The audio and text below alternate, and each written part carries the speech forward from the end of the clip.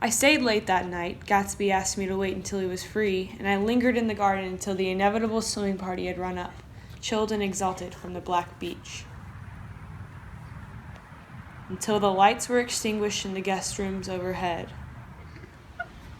When he came down the steps at the last, the tan skin was drawn unusually tight on his face, and his eyes were bright and tired.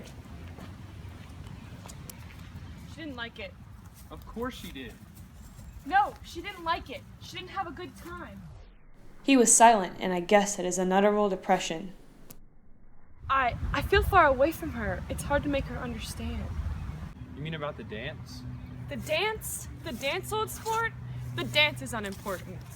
He wanted nothing less of Daisy than that she could go to Tom and say, "I never loved you," after she had obliterated 4 years with that sentence. They could decide upon the more practical measures to be taken. One of them was that, after she was free, they were to go back to Louisville and be married from her house, just as if it were 5 years ago.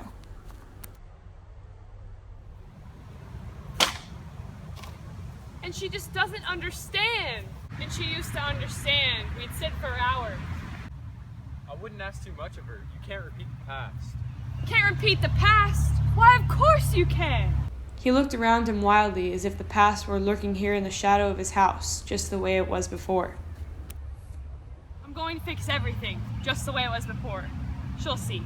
He talked a lot about the past, and I gathered that he wanted to recover something, some idea of himself perhaps, that had gone into loving Daisy.